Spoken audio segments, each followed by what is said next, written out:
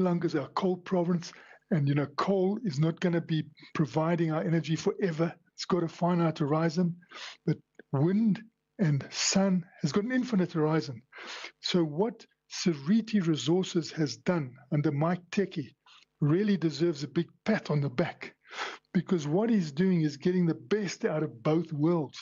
So here, he reports that his fourth wind turbine is going up into the air, but he's just opened a new coal mine as well. So you've got that balance. So it's known that, renewable energy is unlikely to be able to employ all the people who are now working in mining.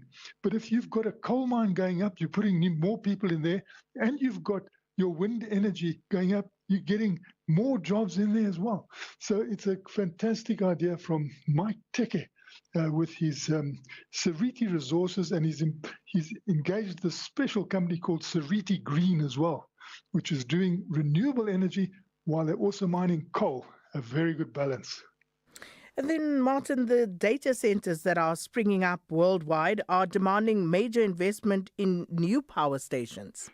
Yeah, we had the Coal and Energy Transition Day in Johannesburg, and the chairman of MENA, Vuslat Bayoglu, he pointed out that these data centers are springing up like mushrooms around the world, and most of them require as much electricity as 100,000 homes. Can you imagine? 100,000 households.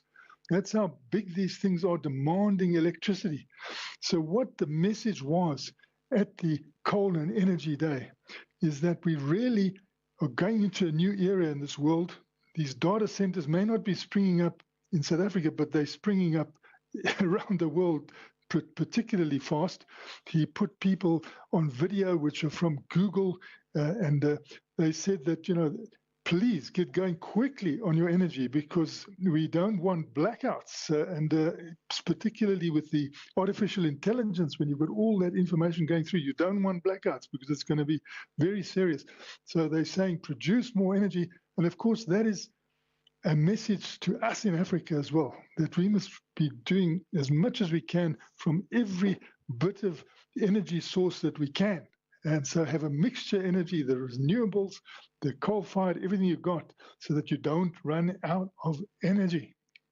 Well, Martin, we'll leave it there for today. Thank you so much, Martin Creamer. He'll be back with another edition of At the Coalface, same time next Friday. Sakina Kamwendo on SAFM.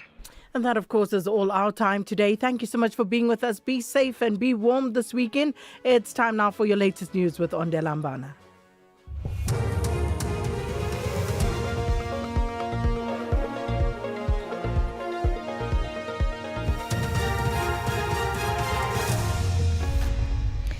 Thank you, Sakina and the team on the top story. MK Party requests a secret vote in a motion of no confidence in Ramaphosa, and thousands evacuated from the Thailand-Cambodia border. For SAFM News, I am Ondelambana, and a very good day. The MK Party says it has requested the Speaker of the National Assembly, Thoko Didiza, for a secret vote in a motion of no confidence in President Cyril Ramaphosa. The party says it submitted the request for the motion 3 days ago. It says it brings the motion based on governance failures, economic mismanagement, leadership instability and national security concerns, among others. In a statement, the party says a secret vote would offer protection against intimidation and a voting process of integrity. President Cyril Ramaphosa says the cabinet oversight visit in the Northern Cape is the 6th formal engagement by national government to provinces. The visit is aimed at engaging local authorities to help in advancing cooperative governance as mandated in the Constitution. Ramaphosa says as the government of national unity, they see the visits as an important part of the building of a capable and developmental state. Structured engagements between national and provincial as well as local government structures are designed to narrow and ultimately close the gaps that often prevents us from doing what needs to be done. They are meant to help us work together more efficiently, to resolve challenges together and to plan smarter. But they also enable us to come up with innovative ideas and proposals of how we can foster development. Two people accused of the rape and murder of a 7-year-old child appeared briefly in the Khayelitsha Magistrates Court in Cape Town. The case has been postponed until Friday next week for further investigation. The child was last seen on Tuesday playing with a friend next to where she stays and did not return. She was found dead the next morning with bruises on her body and forehead, and a sharp object was found on her head and her clothes with blood. Chairperson of the Parliament Portfolio Committee on Safety, Ian Cameron, attended the proceedings. The fact that you can treat the most vulnerable in society like that is an indication of total moral rot. And I think a lot of people would want to blame the police, but this is a societal crisis, a moral crisis that we have. In fact, I want to applaud the police for the way that they responded in terms of the scene and the investigation afterwards. But it's absolutely heartbreaking to be at yet another case. City Power says illegal electricity connections across Johannesburg has cost them approximately 2.5 billion rand in lost revenue in the last year alone. This came out earlier today during an operation to remove illegal electricity connections in Tsepisong, west of Johannesburg. Yesterday, the community embarked on a protest following a 7-day-long power outage in the area. City Power spokesperson Isaac Mangena. Due to illegal connections across the city of Johannesburg, in the past year, we have lost about 2.5 billion rands. This is illegal connections and also issues of energy losses that we always have. And I think that was also flagged by the Auditor General, and that's why we are so pushing to ensure that we start to plug those gaps so that we do not have situations where communities like this, we are losing electricity and they are not paying for that electricity. The Ditsobotla local municipality in Lichtenburg in the northwest has cut electricity supply to several businesses, government offices and schools, citing non-payment of electricity debts. The municipality is facing severe financial challenges, including its own 1.4 billion rand debt to Eskom. Acting Chief Financial Officer of the municipality, Ndesang Mwagi, says residents and businesses were issued a 14-day notice before their power was cut. Mwagi says repeated attempts were made to engage government departments who also owe the municipality, but the talks yielded no results. We have been communicating with them, having several meetings, asking the province to intervene, but they are just not coming to the party. And on Monday with our management meeting, we just decided it does not help. We tried to communicate with them because they are government, but for many years they have not been paying. And the third party is they are getting their income from 100% grant, while our income is only 30% from grant and 70% we have to collect. Now we are sitting with creditors that we cannot pay, but they want to pay their accounts. Thailand says it's evacuated more than 130,000 people from the area close to the border with Cambodia as the two countries continue to exchange fire using tanks and artillery. 15 people are reported to have been killed in Thailand and 1 in Cambodia since the fighting broke out yesterday. The BBC's Jonathan Head is at the evacuation centre in the Thai town of Surin. The older ones who can remember previous bombardments going back to the 1980s, so it was the worst they'd ever experienced. They're very worried about their homes. Of course, they want to go back, but they're still being told by the Thai army it is not safe and will not be safe for the foreseeable future. And that's almost certainly true because there are still exchanges of gunfire going on. There were artillery exchanges overnight. Both armies have reinforced themselves and are facing off at a state of very high alert. And everyone's waiting to see whether anybody will make a move to de-escalate this. Recapping the top story, the MK party says it has requested the Speaker of the National Assembly, Togo Didiza, for a secret vote in a motion of no confidence in President Cyril Ramaphosa. I'm on Dilambana for SFM News Headlines at 1:30.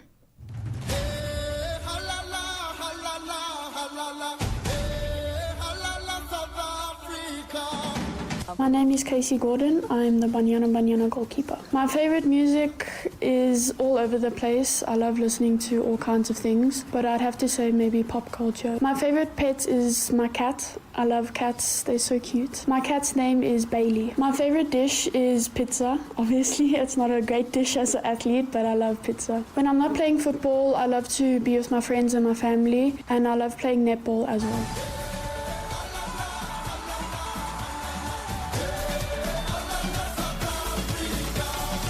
Proudly brought to you by SABC Sport. Mzansi, be in it to win it. The Powerball jackpot guaranteed at 92 million rand is up for grabs this Friday. This is your chance at a life-changing 92 million rand jackpot. Don't delay. Play Powerball today and you could win big. Buy your tickets now in store on nationallottery.co.za, the mobile app, cell phone banking, or simply dial *120 *7529# for USSD. Panda, Pusha, play. Players must be 18 years old or play responsibly. E2 is a proud operator of the National Lottery. Gender-based violence is destroying lives and tearing communities apart. It happens in homes, in schools, at workplaces, and too often in silence. But it doesn't have to continue. If you see it, speak out.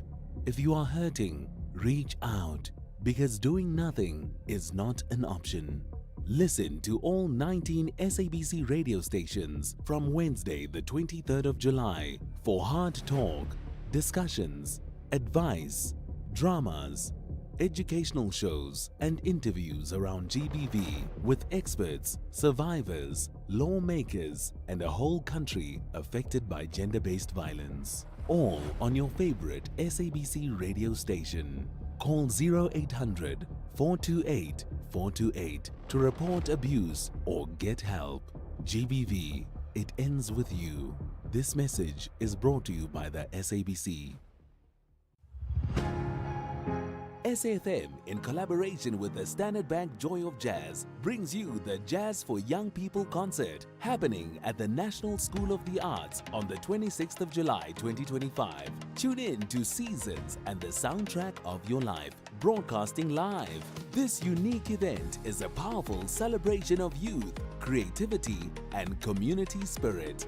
Bring the whole family to enjoy a wonderful day of world-class jazz from young musicians, curated by Zoe Mudicha, featuring National School of the Arts Band, Willow Crescent Magnet School of Music Band, Biko's Manor, and many others. Have fun while doing good. Tickets are available at Quicket for just 80 Rand and 50 Rand for kids under 12. SAFM, leading the conversations that move us. Get ready to embark on a thrilling journey of crime, redemption and the pursuit of justice as soon comes night premieres on SABC 1 Sunday 27th of July 2025 at 8 o'clock. A tale about liberation hero turned heist king Alex Shabani in a 6-part drama starring Kwenzo Ngcobo, Kenneth Nkosi, Albert Pretorius and Didintle Kunu, Hoasi Raditolo, Aneliswa Piewa, and Bahumi Mhlongo. One man in search of justice, the other on a path to redemption. And let me tell you, we're going to be speaking to Kenneth Nkosi for our profile and also just to find out what the show is really all about. You are listening to The Full Circle.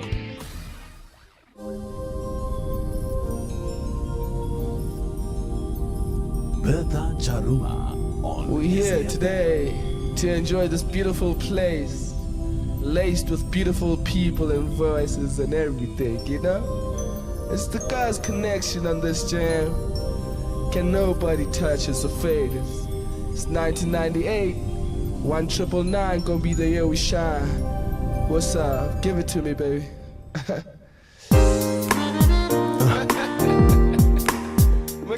Come on. Take a look. Where's that thing? It's what? Come on. Pull it up. Hey, where's Boo at? Hey, man, we love this place, man. You know? Come on. Sing it. Yeah. Oh, how we love it here. We really love this place today. The music is playing, and that's why we're singing.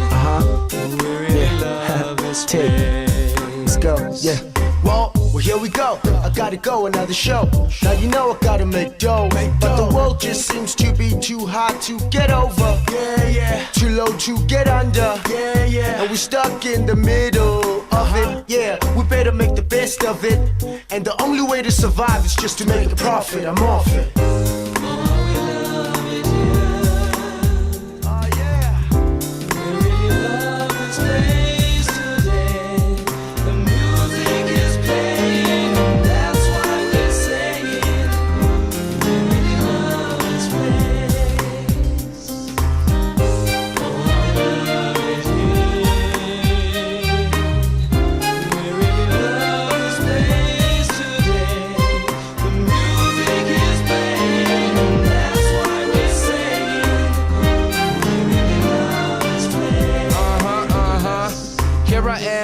Love coming with the fat jam, that cat that doesn't give a damn. But anyway, I figured this, that if it don't stop, then I won't quit. Keep trying to make money so life can be a pure bliss. Reminisce on days gone by, like we all know, only the strong survive.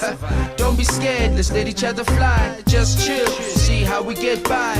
And please don't get caught up in the mix. This world is full of dirty tricks. Add to that, never trust a trick. With God's blessing, nobody will take my place. Cause damn, I just love this place. God's blessing, nobody will take my place. I just love this place.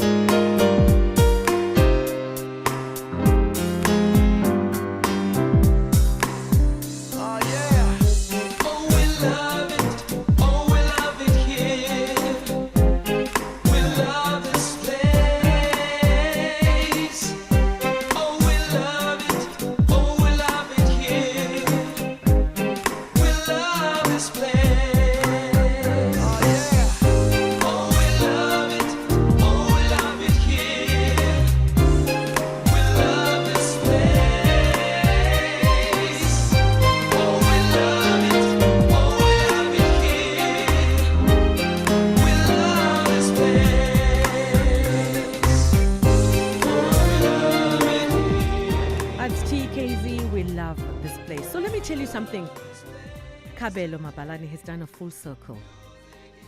So he sang with TKZ, still sings, and he sings perfectly well, and did all the, the entertainment, whatever you want to call it, the whole full circle.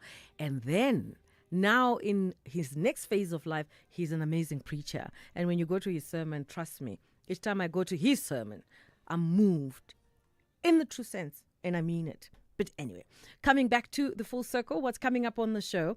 We're going to be speaking to Kenneth Nkosi, actor, and I gave you a little bit of a tea just before we started the show about the new show that is going to be showcased on one of our SABC channels. Also coming up, Unruly, returning by popular demand for full-length season at the Baxter Theatre.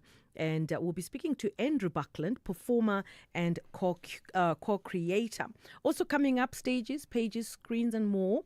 Storm Janse van Rensburg, curator of an exhibition. And Yvet Up launches One and the Many, a new exhibition including leading South African artists, and we'll get to find behind it. Also coming up in the second hour of the show, we're going to be speaking to head of shared services, and I don't know whether you've watched it, but if you haven't, we'll give you a little bit of a lowdown. But I think this is something you need to watch. Contestants for SABC3 show Insurance Apprentice, and we'll be talking about that. And also there is something that is bubbling and cooking. We'll also speak to Kaya Mosholohu, rooted in the agri-insurance space. Then the last part of the show, we get to speak to co-founder of Book Circle Capital and author of Friends with Feelings, and just unpacking some of the book suggestions that you could look for, read, and maybe share with us as to how you find those books. That's all coming up on The Full Circle. You are listening to The Full Circle. Mzansi, be in it to win it. The Powerball jackpot guaranteed at 92 million rand is up for grabs this Friday. This is your chance at a life-changing 92 million rand jackpot. Don't delay. Play Powerball today and you could win big. Buy your tickets now in store on nationallottery.co.za, the mobile app, cell phone banking, or simply dial *120 *7529# for USSD.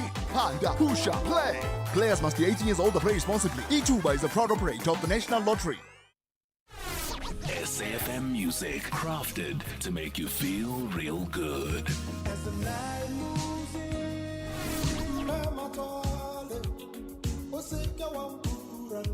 Handpicked just for your pleasure.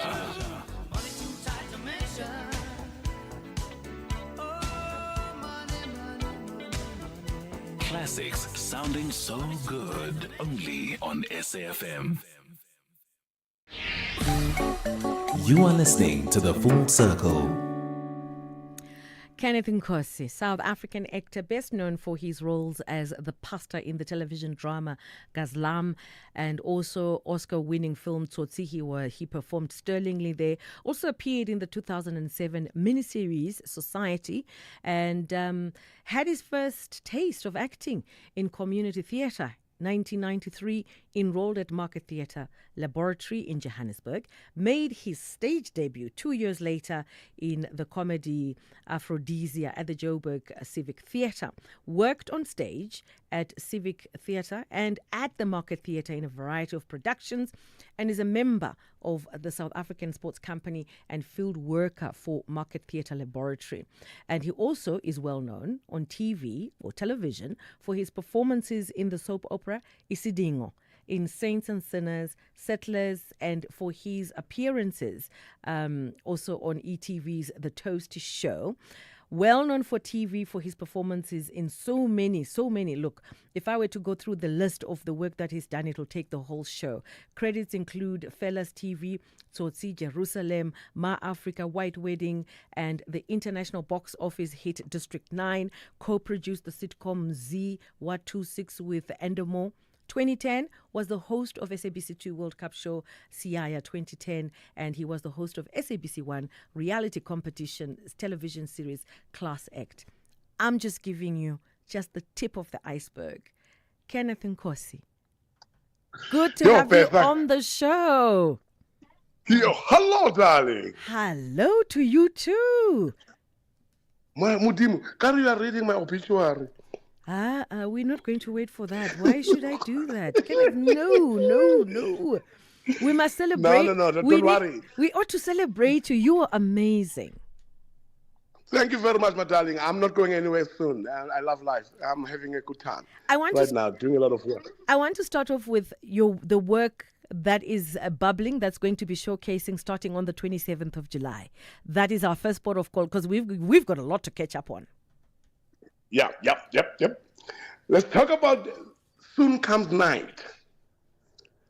How did it come about, and what role are you playing? Because I hear that it has a lot of, it's almost like a thriller. There's a lot of action. Yes, it's a true, a beautiful South African crime drama, loosely based on real stuff. You know, I mean, if people know about a guy called Chauke way back in the 90s, who was one of the masterminds in terms of farmer heists in the township and everywhere. It's about him. It's about his story, played by Okonzo, a very young, beautiful young actor. It is loosely based on reality. Soon Comes Night is one of those South African stories that needs to be told. You know, when you look at his like Abo Hit in America, you know, those big blockbusters in America and all that, that's the South African one. After Jerusalem, I rank it next in terms of epic movies like that. And it was a beautiful thing. Me, I auditioned, Cusiquak Pictures, Harriet and JP, they asked me to audition for the role. And the casting director at the time was Terry Petro. And they hired me. We were supposed to do it sometime during a COVID, and then COVID came and all that, then it was done later. But hey, I think South Africans are in for something beautiful here. So you play Minister Zungu, right? And yes. And you are identified as Zungu's, right-hand, well, you've got a right-hand man, Maseko, played by Sisanda Henna. Now, playing a minister and looking at the environment that we have at the moment, our ministries, or should I say our ministers, and I would say the drama, the palaver that we are witnessing in our real life ministries. Did you find it easier, and did the scripting even become more easier, to adapt to? Not only easier, because I could relate to it, because it is South African, right? So the story is about the real guy, right, who was in the controversies way back when, and came back, and all those guys that were really, really, really fighting in the struggle, they felt ignored by the people that were now in power. Obviously, in this case, the people that are in power ignored them, and they decided, no, they want to go out there and do things for themselves, because they didn't go to the bush to be hungry. They went to the bush to try and free the country and let people eat, and everybody eats, not only the fat cats, not only the gravy train. There was a gravy train period. So having to play a minister like Uzungu was not so difficult, because I've seen them all. I live them. I live with them. Some of them I've shared a drink with them. So it was not that difficult. It was easy, because I knew the story as well. And with what is happening in our country right now, I think we did need a Mkonazi even then. And Mkonazi is doing such a great job. Because, corruption is rife, and it is bad, and it is happening. I'm not going to go there. I just want to talk about the movie. But that's how much South Africans will relate to it, because it's something that is still happening today. The fact that the politicians are involved in stuff like that, it is the real thing. And you've picked out, one of the themes in the series, a lot of corruption, crime in South Africa, crime within the government, aftermath of apartheid, the struggles that we never anticipated. And when we look at the production itself, how long did you have to shoot, number one? And number two, as you know, sometimes, when you are immersed in a character and you're living in the character and having to deal with that character on a daily basis, was it as exciting? Was it as exhilarating? Was it difficult? Was it a challenge, or it was just a walk in the park? For me, it was, I really am fascinated by South African storytellers and storytelling in general, because we've got so many rich stories in this country, and we are not telling them enough, And for me, it was the most exciting thing for me to do. Very difficult at some point, because obviously we're having to shoot with a very tiny budget and having to shoot within a certain space of time and all that. That will be difficult. But then in telling the story itself was the most amazing thing, because I was not just telling it alone, I was telling it with some beautiful thespians. Tumsana Mbebe was there. And you mentioned Sisanda, and you mentioned Uneliswa Pewa. Some really good young people who really love playing and really love telling South African stories. It was not that difficult, to be honest, but the budget is always going to be difficult, because everything has to be squeezed in and made to work quickly. We've worked with amazing directors. When Tabang Muleya was one of the directors there, young people, and I don't know what else to say, except it was the most exciting time for me to having to share a screen with young people, directed by young people, having Ilza as a producer, who is one of the top producers way back to Isidingo and all that. So it was a nice mixture of young and old. Mtate Donimlangen was there, the late as well. So, it was a fine cast, I'll say. And just touching on, some of your workmates, I'm going to call them your workmates, which did you find it easier, and especially the young generation, there's a bit of I would say a gap in the way we consume media now. How was that like? Or you felt it was the thing easy? About it is that I'll tell you about these young people that I was working with. These are not the young people that were just picked up from the streets. These are the guys that actually went out there to train, to work, to train as actors, and as filmmakers and all that. These are the people that are really passionate about the work that they are doing. So it was easy for me to work with them because they knew the discipline and they knew the craft itself, and they respected it. So I was not just working with people who were just out there to be famous. I was working with real storytellers, and that to me is more exciting, which is what I would like to encourage a lot of young people out there to do. Training, there's nothing wrong with attending workshops and training and really honing your craft and cleaning it up and going up there and really compete with people like myself. There are people, I know that the guy, Ugwenzo, the lead, I remember the first time we met on set, it was like, yo, hey, great. Hey, man, it's been a while. I've been wanting to work with you, and I'm so honored to work with you and all that. But when the director went 5, 4, 3, 2, 1 action, that boy forgot completely about who Kenneth Nkosi was. He decided to do his job because you know what? He's earned his stripes. He's worked on this before. He's been on stage. He's been on television. He's been doing a whole lot of stuff and really, really working on his craft. And that to me, that's what's impressive about young people. Like now, they're talking about a lot of young people that are on social media and they turn actors and stuff like that. I don't have a problem with people wanting to be actors. But as long as you know that there's work to be done. You don't just come in for one series and you are the next best thing that has happened and then we don't see you for the next 10 years. I would really want people to, when you get into it, if you do get the space and an opportunity to be able to do it through social media, through whatever platform, work on it. There are classes all the time. We've got Fiona Ramses of the world. We've got a lot of people that are giving actor spaces, who are giving workshops and all that, and really clean up the talent that we have. Because talent alone is not enough. You've got to know the craft. You've got to know the ins and outs of it, the discipline. And yeah, that's what I want to say. But I'm really grateful to have worked with people like this that really, really wanted to do this even when they were young. Just hold on for me and give us a minute. We'll have to continue this conversation on the other side. But just to let our listeners know that I'm speaking to one of the greats. He's literally a legend when it comes to acting, Kenneth Nkosi. And we're talking about Soon Comes Night. And we'll also just, tap into some of his work that he's done and how the environment has shifted and a whole lot more. And we'll give you a little bit of, catch up of exactly what the series is about when we get back. Let's cross over to the desk. Thank you, Bertha. On the news headlines, President Cyril Ramaphosa, who is in the Northern Cape today for cabinet oversight, says the fortunes of the province lie in the production of green energy through solar and green hydrogen. MK Party says it has requested the Speaker of the National Assembly, Thoko Didiza, for a secret vote in a motion of no confidence in President Cyril Ramaphosa.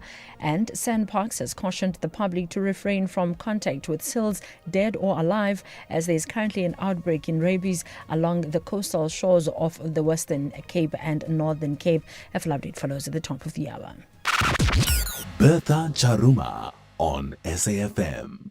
Speaking to the legendary Kenneth Nkosi, Soon Comes Night, set in the 90s, South Africa against the backdrop of an emerging rainbow nation, tells the story of Alex Shabane, Kwenzo Ngcobo, liberation hero turned heist king, Detective Saki Oosthuizen, Albert Pistorius, a broken apartheid cop seeking redemption. Their lives become interlocked as Oosthuizen is tasked with catching Shabane, whose brazen cash heist basically embarrassed the new government. Now imagine somebody who's been highly recognized and he's been held at the helm of good and great, and all of a sudden turns rogue.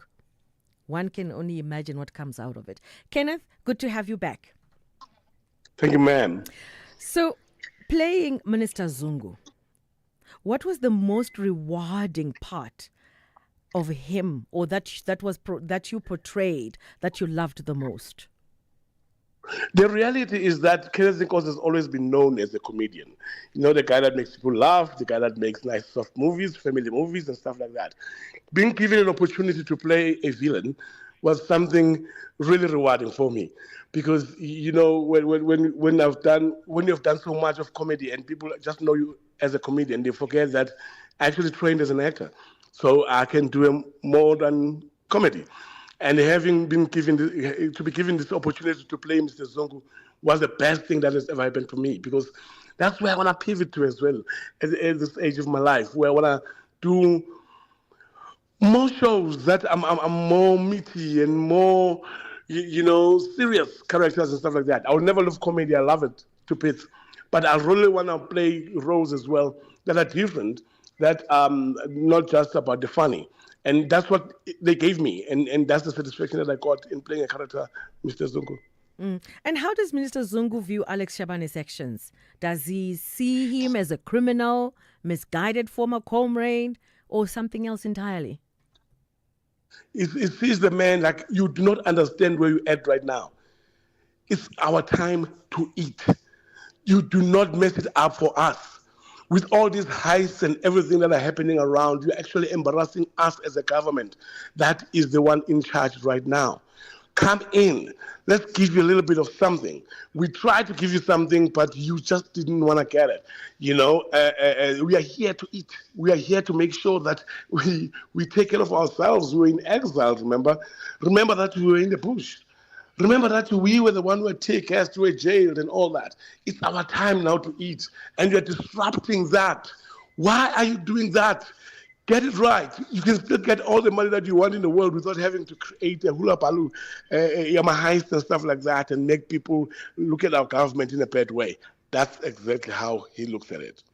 And how does his relationship with his right-hand man, that's Maseko, Sisanda Hena, how do they complement the clash with each other? You see, the thing about politics is about power. It's about who's got more power, right? So the relationship is simple. In the bush, I was their commander right now. In fact, Maseko and Alex Shabani and all those little young criminals, I was their commander in the bush. I was the one who was letting them know and telling them what and what not to do. I was placed in a position by the party, right? And we get to this new South Africa right now. He is still under me. So what I say goes. He doesn't challenge me.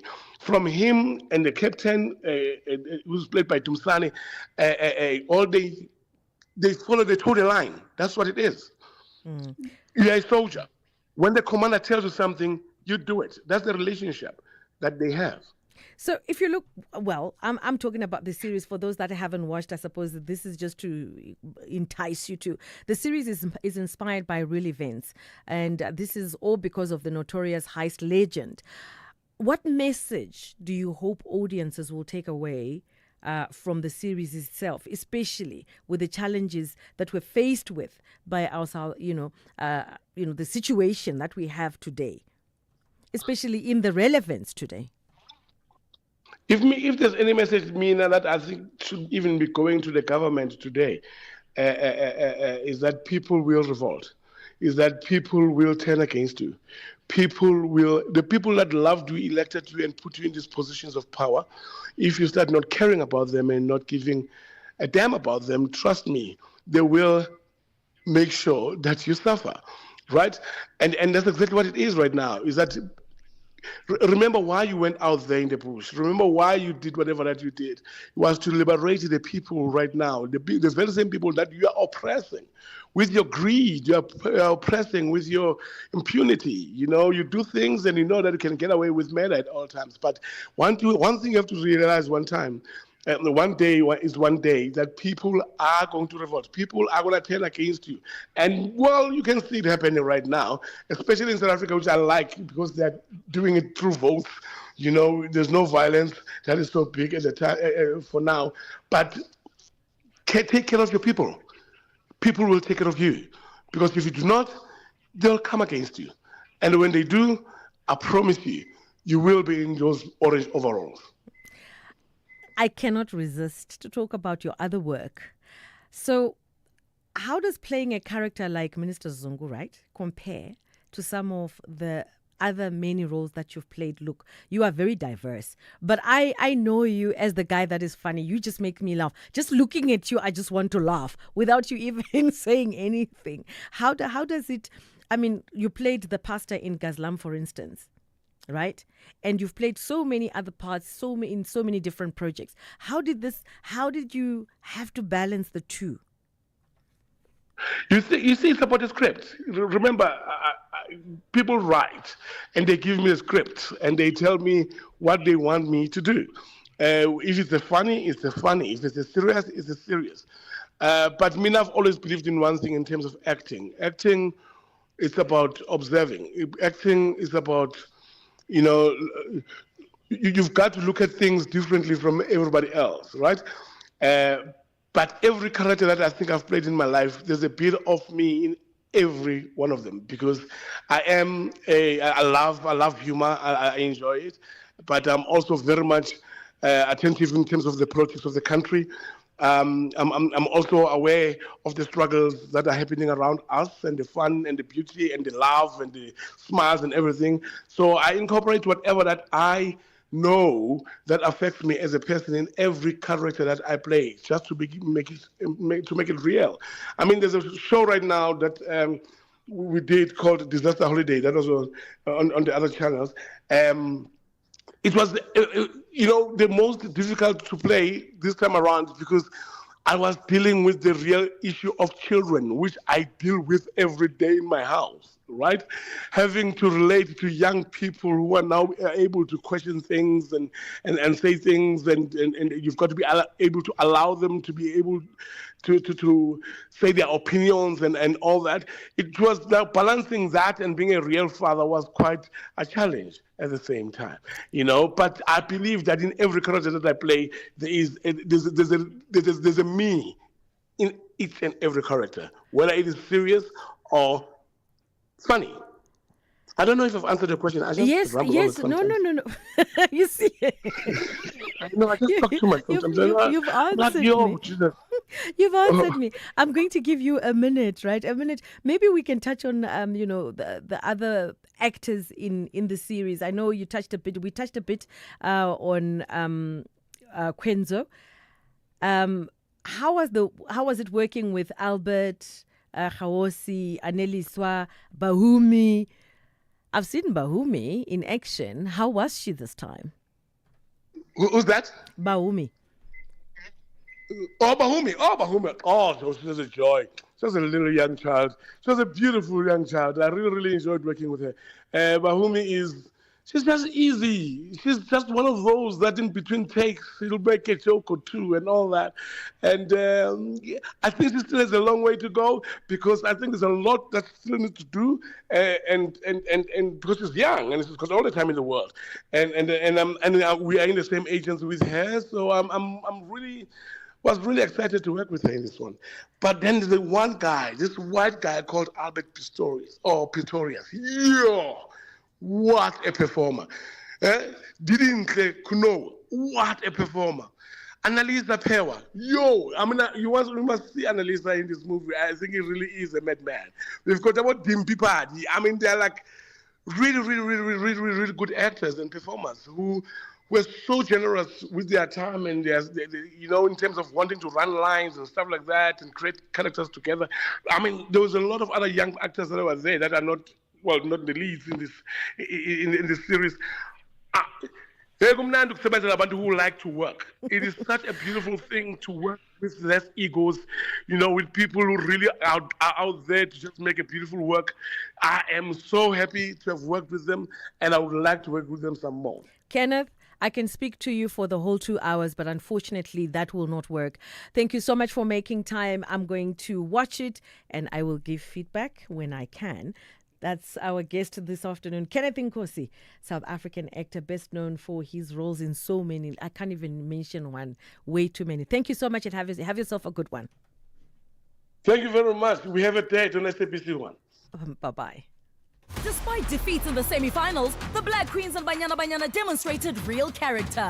They are now hunting for the bronze medallion and the third place finish. This is the Total Energies Women's Africa Cup of Nations Morocco 2024. Catch the meeting between the West and the South. Ghana tackles South Africa this Friday, 25 July at 5:30 p.m. Streaming live on SABC Plus, SABC 3 and SABC Sport on DTT Channel 4. Also available on SABC radio stations at 6 p.m. Where Africa competes, South Africa connects. Proudly brought to you by SABC Sport. For the love of the game.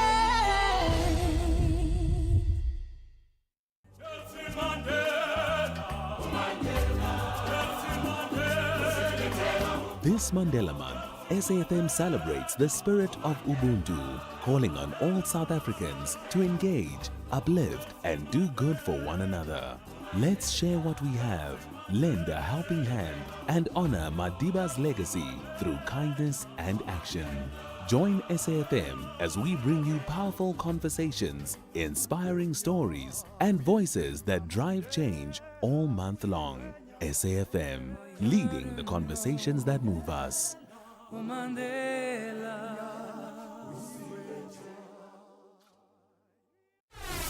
SAFM music, crafted to make you feel real good.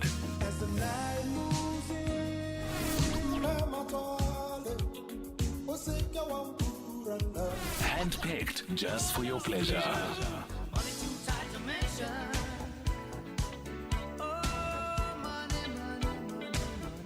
Classics sounding so good, only on SAFM.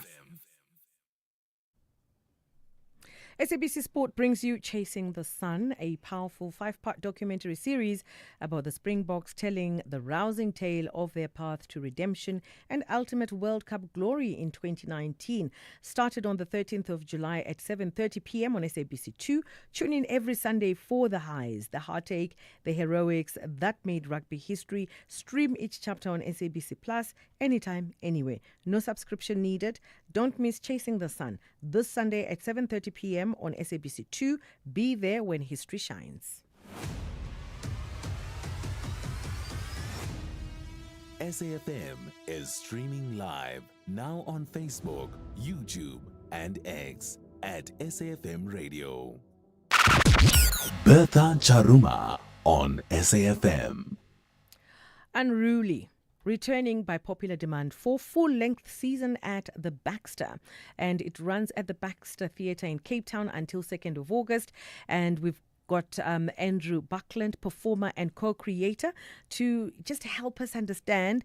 I mean, for it to come back for the second time around, that must mean something. And it must mean something really great. So Amphitheatre, in collaboration with Baxter, the Stockholm Resilience Centre and the Unruly Natures Reserve Project, presents a return full-length season of Unruly, starring theatre luminary Andrew Buckland, accompanied on stage by award-winning jazz performer, composer Chantal Peterson, on double bass, and will perform for unlimited season from 17 July to 2 August in the Baxter Studio.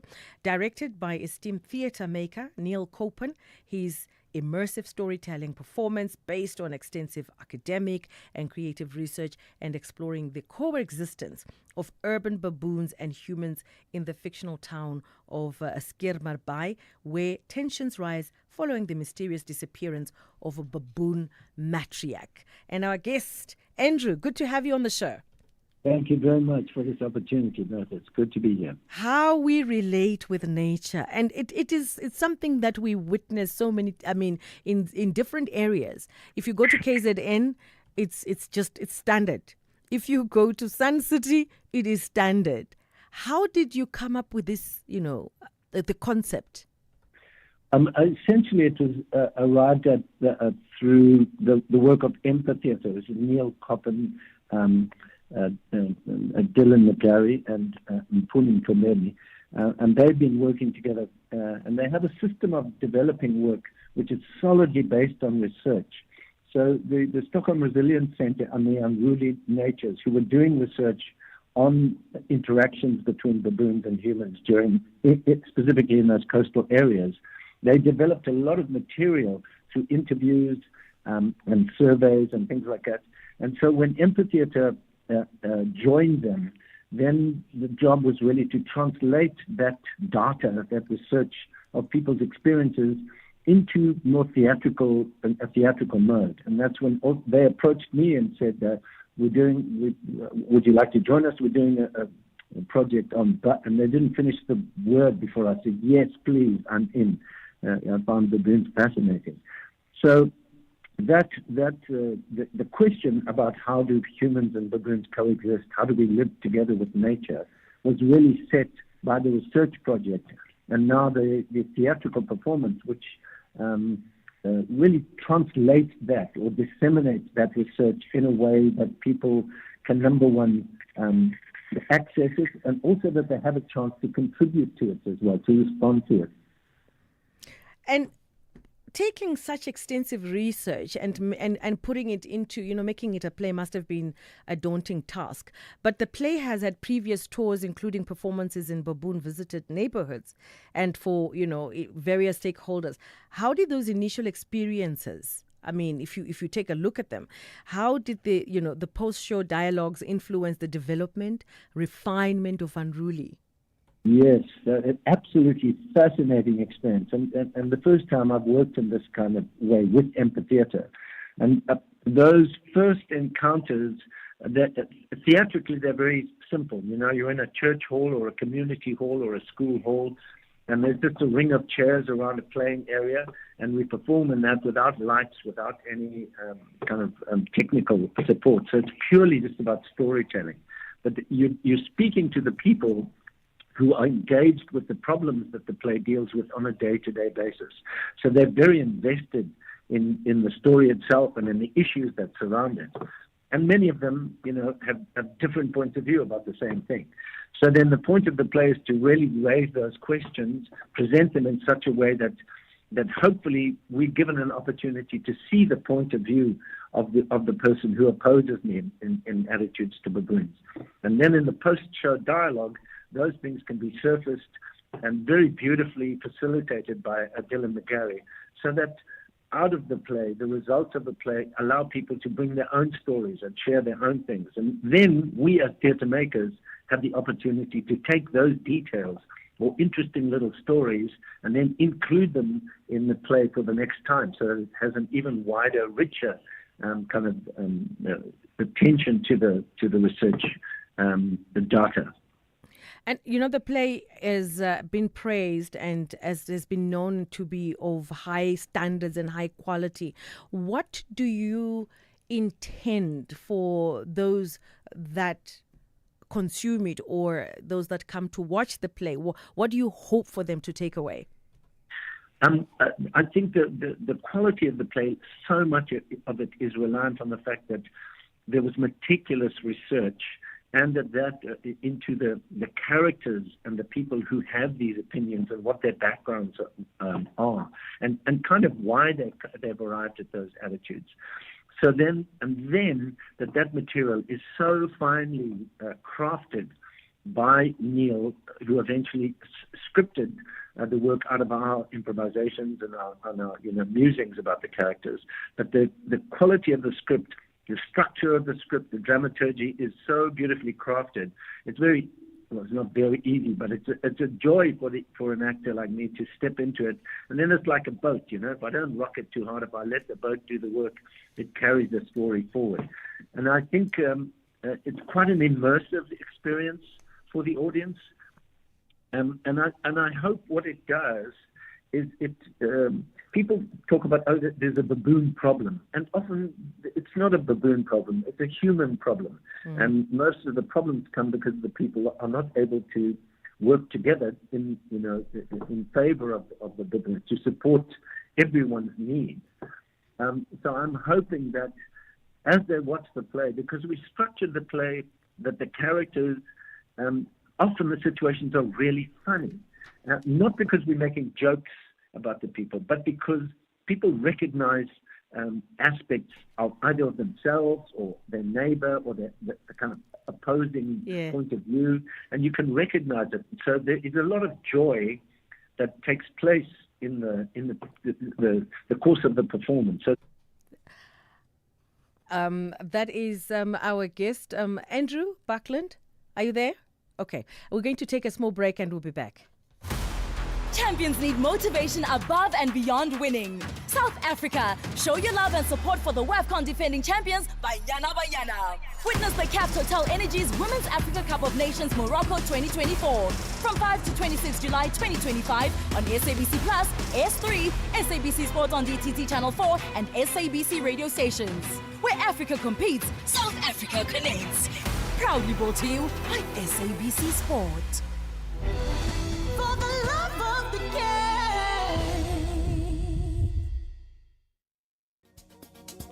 Hear the rhythm, feel the heat at the Imbaula Music Festival in partnership with SAFM, where music, culture, and community come alive.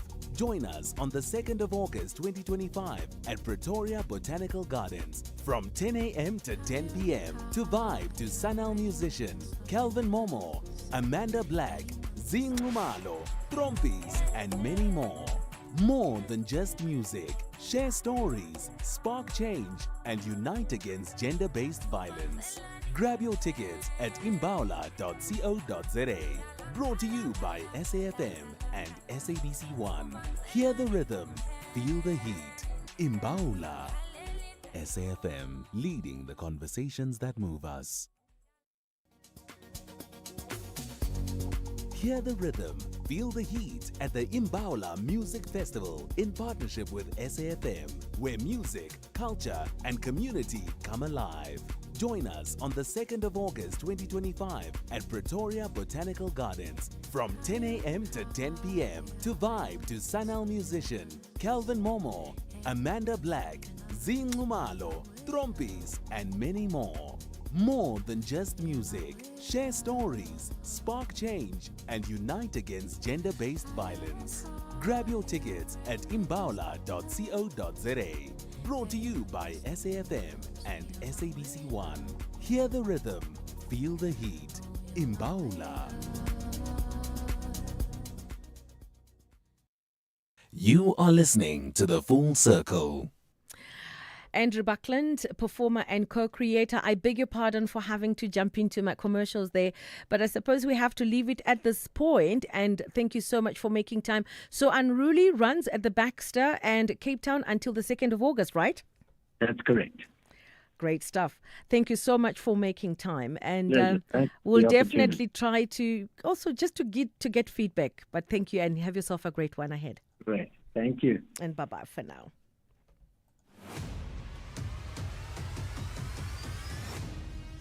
SAFM is streaming live now on Facebook, YouTube, and X at SAFM Radio. Stages, pages, screens, and more on The Full Circle.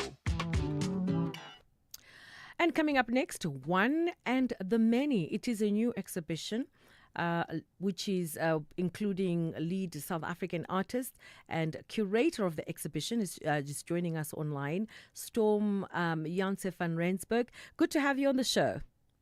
Thank you so much. A pleasure to be here. So let's talk about One and the Many. Maybe if you could just unpack.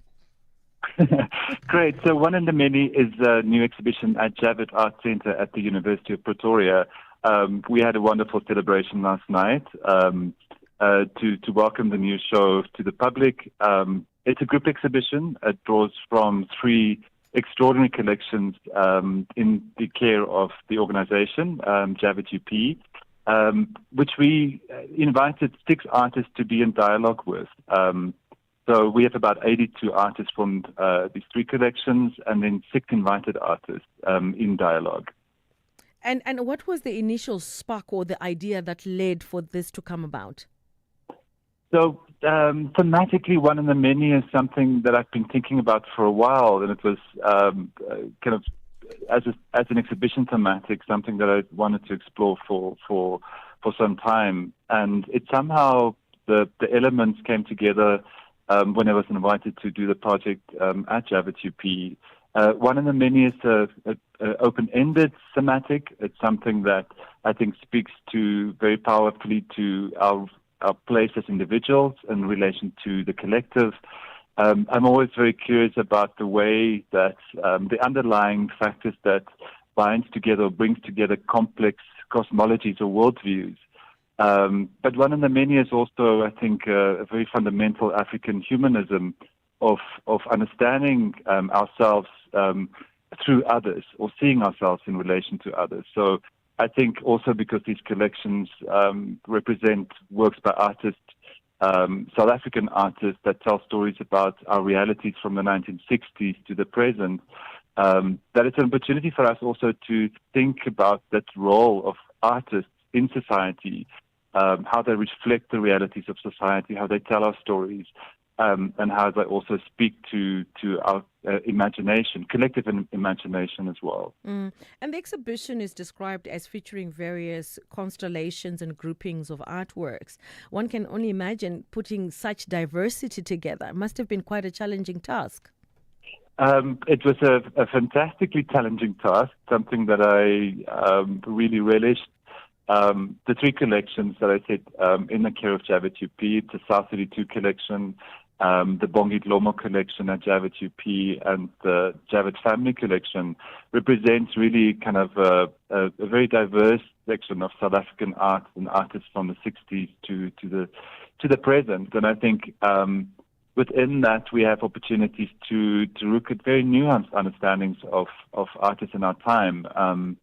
Which I think is the daunting task is that I think is how do we make sense of some of these stories, and how do we tell or let new stories emerge? So some of these constellations, what I call constellations or groupings, it's like sub-themes looking at aspects of spirituality and cosmologies within South African arts. We have a section that also look at abstraction. I have a wonderful, myself being a gardener, there's a section that I titled The Garden, which looks at the relationship between humans, animals, the living world, our ecologies, and also the way that artists over time has kind of dealt with these subject matters. So there's a three of about 7 of them. And then also to kind of think how, kind of working with historic collections is how does it make sense with our present? What are these things that artists grappled with previously in previous generations that's still relevant today? And sometimes also how can we understand the past differently? So yeah, those are some of the considerations. There are many more, but some of them there. And for more information, where do we go? So you can go to the Javed UP website. There's information there. Also, Javed UP on Instagram. There's definitely a lot of information there.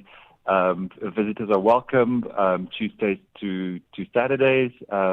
So please come through. It's definitely worth a visit. Storm, thank you so much for making time, and have yourself a great weekend ahead. Thank you so much. Appreciate it a lot. Bye-bye for now. Curator of the exhibition, Storm Janse van Rensburg. It is 2 and it's time for news.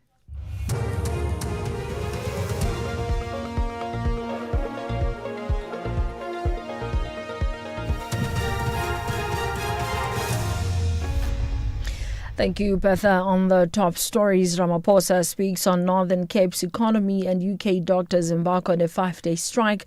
For SAFM News, I am Ondolambana, and a very good day. President Cyril Ramaphosa, who is in the Northern Cape today for cabinet oversight, says the fortunes of the province lie in the production of green energy through solar and green hydrogen. Ramaphosa is meeting with provincial government officials meant to implement policies that will spearhead growth meant to benefit the country and the region.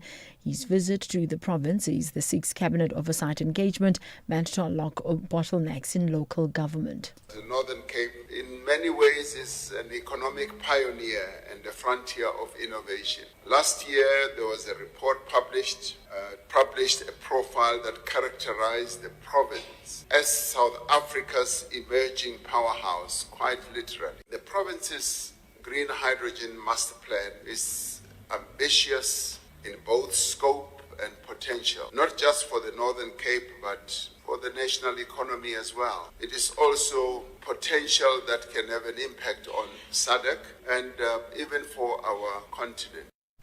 The MK party says it has requested the Speaker of the National Assembly, Thoko Didiza, for a secret vote in a motion of no confidence in President Cyril Ramaphosa. The party says it submitted the request for the motion 3 days ago. It says it brings the motion based on governance failures, economic mismanagement, leadership instability and national security concerns, among others. In a statement, the party says a secret vote would offer protection against intimidation and a voting process of integrity. City Power says illegal electricity connections across Johannesburg has cost them approximately 2.5 billion rand in lost revenue in the last year alone. This came out earlier today during an operation to remove illegal electricity connections in Tsepisong, west of Johannesburg. Yesterday, the community embarked on a protest following a 7-day-long power outage in the area. City Power spokesperson Isaac Mangena. Due to illegal connections across the city of Johannesburg in the past year, we have lost about 2.5 billion rands. This is illegal connections and also issues of energy losses that we always have. And I think that was also flagged by the Auditor General, and that's why we are so pushing to ensure that we start to plug those gaps so that we do not have situations where communities like this, we are losing electricity and they are not paying for that electricity. SANParks has cautioned the public to refrain from contact with seals, dead or alive, as there's currently an outbreak in rabies along the coastal shores of the Western Cape and the Northern Cape. SANParks spokesperson JP Lowe says rabies in Cape fur seals is currently considered endemic in the Western Cape. He says rabies is a serious concern in Cape fur seals, particularly due to their social nature and frequent close contact interactions with humans, increasing the risk of transmission. The disease is highly contagious, primarily spread through bites, scratches, or contact with saliva from an infected animal.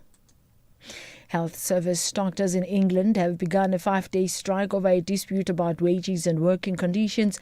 Their union, the British Medical Association, wants a 29% salary increase. The Prime Minister, Keir Starmer, has urged the medics not to pursue what he called a damaging cause. The BBC's Hugh Pym has more details. Previous strikes by doctors saw widespread cancellations of planned treatment and appointments. This time, NHS leaders are being more openly critical of the doctors' union than before, and they've urged hospitals to continue with as many operations and appointments as they can. The BMA says this could mean senior doctors who are not striking will be overstretched, trying to cover emergency as well as non-urgent work. The Health Secretary, Wes Streeting, said the BMA had walked away after constructive talks. In a letter to resident doctors, he said he deeply regretted the situation. Recapping the top story, President Cyril Ramaphosa, who is in the Northern Cape today for cabinet oversight, says the fortunes of the province lie in the production of green energy through solar and green hydrogen. I'm on Delambana for SFM News at 2:30. Are you looking for deals you can't ignore? Get to Dis-Chem for great deals this winter for the whole family. Save a massive 400 Rand on the Gillette Fusion 5 Pro Cartridges 12-pack, now only 999 Rand 99. Get 20% off all Nutri-Men face care products and save 79 Rand 98 when you buy any 2 Sanex 500ml shower gels for just 100 Rand. Hurry, winter price cuts end 17 August. Only at Dis-Chem. Better health starts here. The Super Falcons are close to making Mission X a reality. But 2022 finalists, the Atlas Lionesses, are back in the final. This time around, they want nothing but gold on home soil. This is the Total Energies Women's Africa Cup of Nations Morocco 2024. Catch the spectacular final between Nigeria and Morocco this Saturday, 26 July at 7:30 p.m. Streaming live on SABC Plus, SABC3 and SABC Sport on DTT Channel 4. Where Africa competes, South Africa connects. Proudly brought to you by SABC Sport. For the love of the game.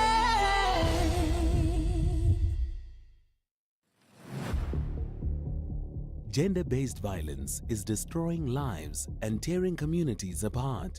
It happens in homes, in schools, at workplaces, and too often in silence. But it doesn't have to continue. If you see it, speak out. If you are hurting, reach out.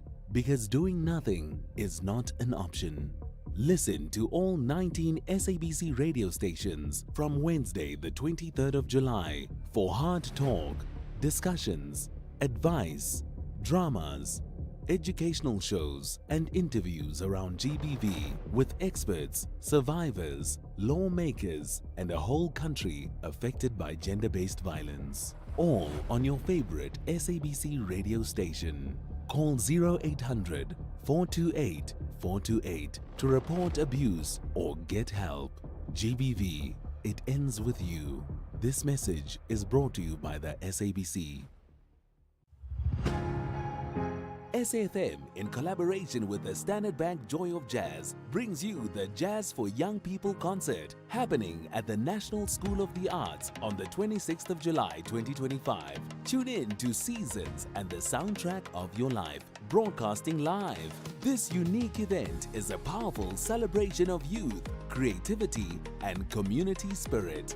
Bring the whole family to enjoy a wonderful day of world-class jazz from young musicians, curated by Zoe Mudicha, featuring National School of the Arts Band, Willow Crescent Magnet School of Music Band, Biko's Manor, and many others. Have fun while doing good. Tickets are available at Quicket for just 80 Rand and 50 Rand for kids under 12. SAFM, leading the conversations that move us. In partnership with SAFM, hear the rhythm, feel the heat at the Imbaula Music Festival, where music, culture and community come alive. Join us on the 2nd of August 2025 at Pretoria Botanical Gardens, 10 a.m. to 10 p.m. to vibe to Sun El musician Kelvin Momo, Amanda Black, Zinxumalo, Trompies and more. More than music, share stories, spark change, unite against gender-based violence. Grab your tickets at imbaula.co.za. Brought to you by SAFM and SABC One. Hear the rhythm, feel the heat, Imbaula.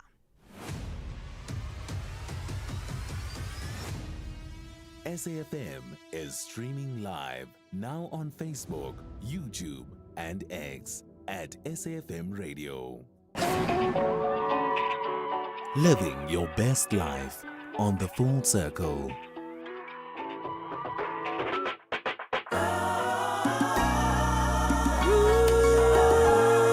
Bertha Charuma.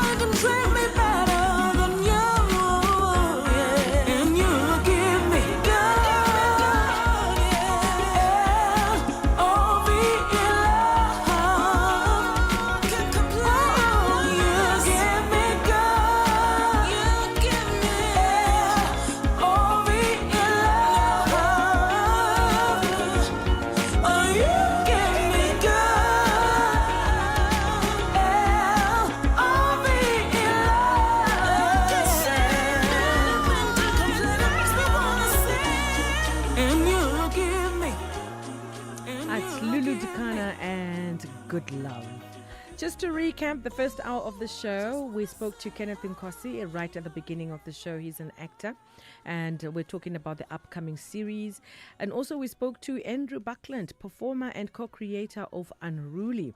And the next conversation was, of course, with the curator of the exhibition, One and the Many, a new exhibition including leading South African artists. And we spoke to Storm Janse van Rensburg. And now coming up in the second hour, Shiera Gadari is going to be part of the conversation. Kaya Mashologu also is going to be part of the conversation and to give you some insight. So Shiera, head of shared services, drives strategic execution across operations with multiple academic accolades and a financial background, and exemplifies discipline, innovation, and excellence, and is part of SABC3 show Insurance Apprentice. Kaya, on the other hand, rooted in the agri-insurance space, and his career is a testament of resilience, legacy, leadership, brings strategic thinking and a bold vision to every challenge. That's all coming up. Bertha Charuma on SAFM. They both have a rich history of glory. Frustration for the home support here. Amakosi tackle the Porcupine Warriors. This is as good as it gets. This is the Toyota Cup. The game you've been looking forward to on your football calendar. Giants refuse to fall. The big game. The big game. On Saturday, 26 July at 2:30 p.m. Streaming live on SABC Plus across the entire African continent and SABC One. Also available on SABC radio stations at 3 p.m. Brought to you by SABC Sport in proud partnership with Kaizer Chiefs Football Club. Hi, I'm Khomotso KG Mweketi, and I believe in music's ability to connect, to heal, to remind, and to bring joy. And each week on my Saturday and Sunday show Seasons right here on SAFM, I endeavor to do just that. So join the movement of Seasons every Saturday and Sunday, 10 a.m. to 1 p.m.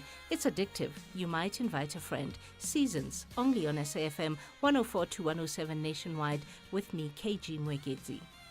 Because where words fail, music speaks.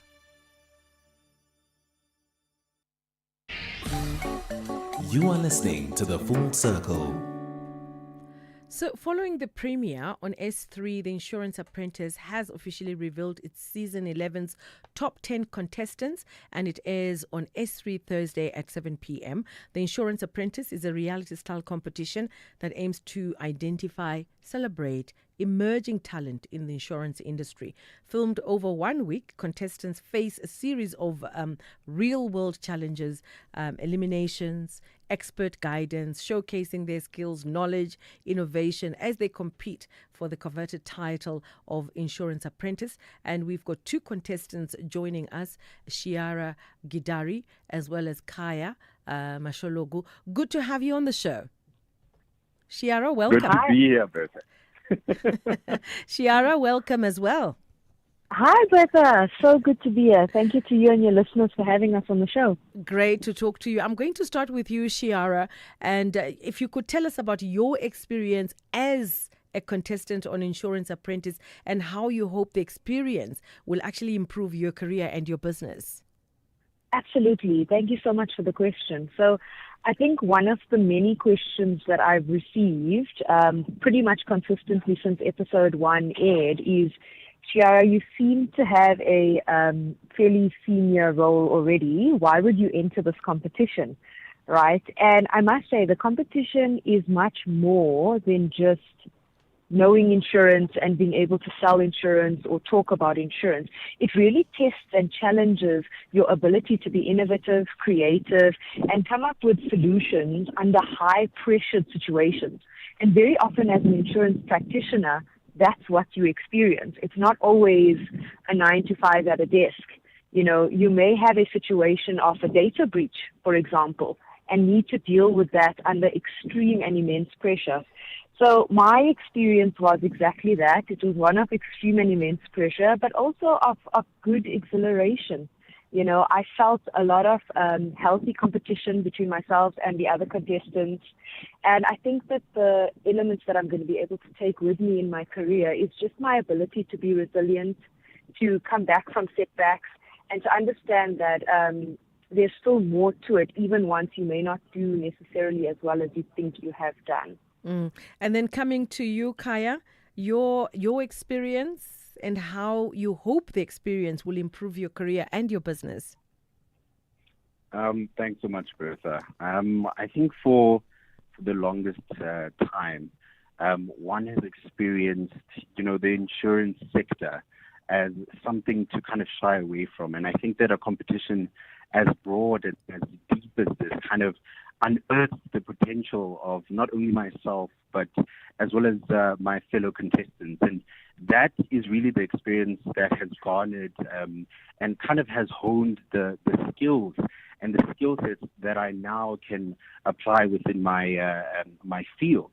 And to Chiara's sentiment as well, I think to a large extent it really kind of bolsters what is already there and unearths so that you can really rise to the next. And that's exactly what I've taken away from this experience in the Insurance Apprentice. And then I'm coming back to you, Chiara. What do you believe made you stand out from the 160 applications? That is a lot of applicants received by the show. It is a lot, 160, and you're part of the 10. Absolutely. When I heard that number, I nearly fell off my chair because I didn't realize that it was that many applications myself. So I'm truly honored that I made it through to the top 10. I think probably, there's a combination of diversity in characteristics and personality. So first and foremost, I think I probably exhibited very unique personality traits and character traits. Reason being, I always make this joke that I've worked in finance for very many years. But if you see me, you'll notice that I don't tend to look like the typical finance individual. And that's not the stereotype, a rugby player wears rugby clothes. So I think there's a uniqueness in my approach and personality. But on top of that, there's also a degree of experience that I have amassed in a very short amount of time. I've been very privileged and very blessed that in my tenure at Old Mutual Insure, they really opened the doors to opportunities for me. So I think that the experience that I had was a really unique factor relative to the other contestants. And then Kaya, what do you believe made you stand out? Over and above the fact that all of us have got a point to prove. So we brought out the entire arsenal in our the entire artillery in our arsenal. I think to a large extent it was personal for me. I had a manager who showed his support and his belief in me, and that kind of really spoke volumes over above the fact that over the years, I've been offered at the same organization as Chiara previously was, the chance and the opportunity to kind of really sharpen and hone my skills. It really stands or stems from a personal perspective where I have been blessed and fortunate enough to be surrounded by mentors as well as people that I really look up to in life. And I think that really showed to some extent in the performance in terms of the selection process.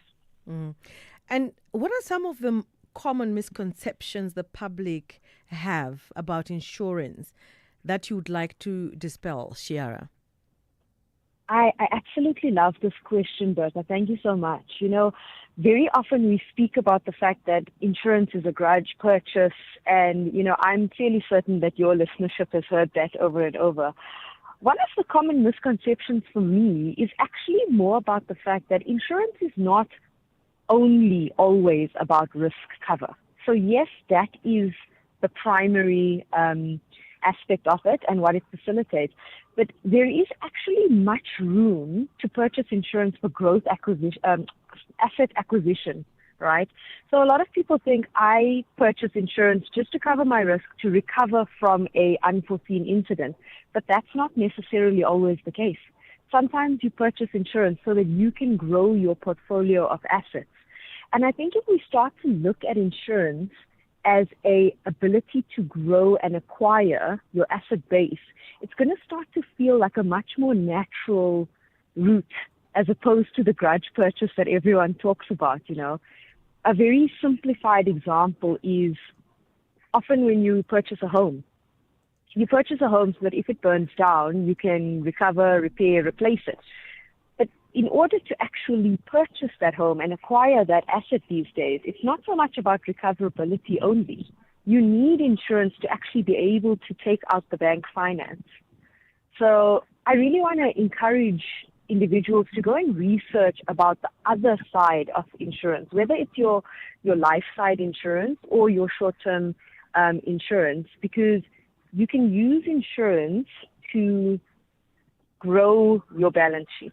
And it's very important that you do understand the difference between risk coverage and asset growth. Mm. And then coming to you, Kaya, some of the misconceptions that a lot of people have about insurance that you'd like to dispel? I think holistically, we know it's common knowledge that the public has a perception that, you know, insurance is a scam, and they base it on quite negative experiences they've had with insurers in the past. And again, there are multiple avenues in terms of the long-term and the short-term insurance space. But however, what I do want to dispel is really that from a financial literacy perspective, I want to echo the sentiments of Daryl Greater at Discovery as well as Lena Mabena at Standard Bank Insurance Brokers, that we really need to understand that to a large extent, insurance, nothing happens without insurance. I remember there was an example with regards to people, you know, deciding to self-insure because they have the financial means. Wonderful, great.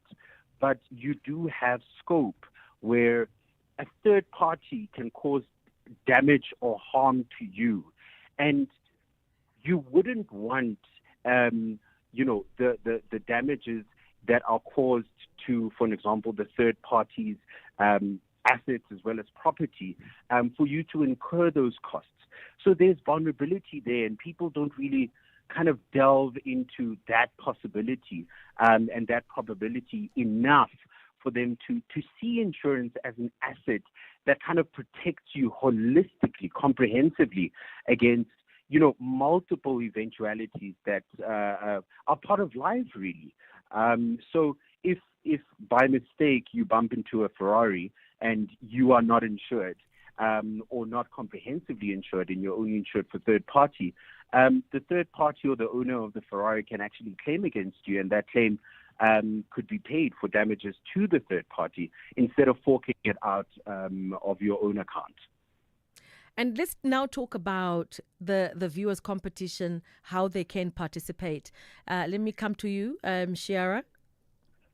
So I'm actually going to leave this to my colleague Kaya, just because he's really amazing at it. But I do want to say, I really want to give a shout out and thanks to the Insurance Apprentice and SABC3 as well as all the sponsors. So on our behalf, the competition and the show could not have been made a reality without them. And now I'll jump to Kaya and let him go for it. Okay, Kaya. Perfect. Thanks, Yara. So to everyone, all of the listeners out there, every single prize from the prize pool that you could win is run via our WhatsApp platform. So you basically send an answer, or you save the following number, 011-087-6353. And from there on, you follow the prompts. It's quite simple. We've got a couple of options in terms of our prize pool. First and foremost, each episode will have a question, and you just simply answer that question, and you could stand a chance of winning 5,000 Rand per episode. Secondly, we have a competition that is running, your favorite contestant.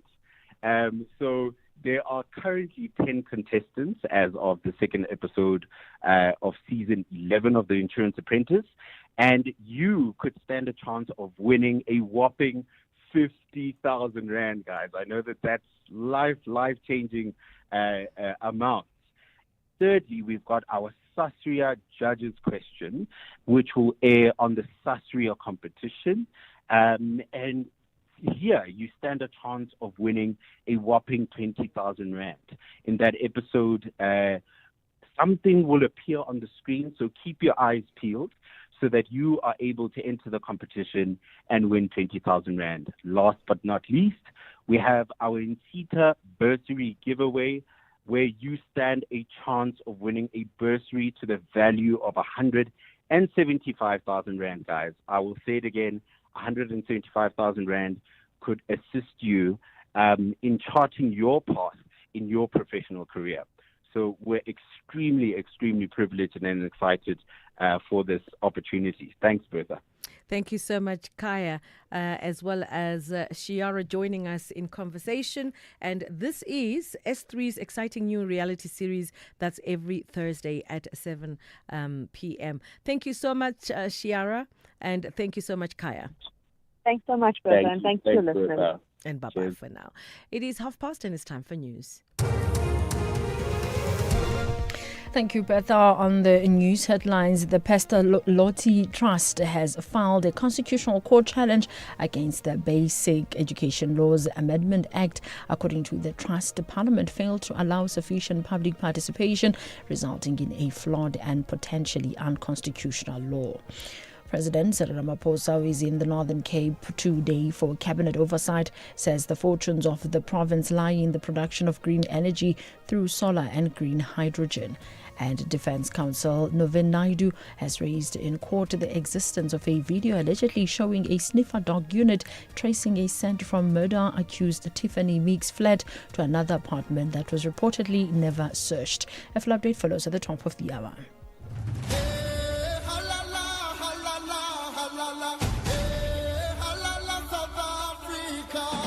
Lawang Ramalepe right back. What lightens up my mood is music, R&B, sometimes it's Lokombo, sometimes reggae. I was good in athletics. I used to run the 800 meters. Me as a president, hey, what I would change? Unemployment and fixing the economy. To all our fans, you can watch the game on SABC Sport. We are the African champions. Where Africa competes, South Africa connects. Proudly brought to you by SABC Sport. Despite defeats in the semi-finals, the Black Queens and Banyana demonstrated real character.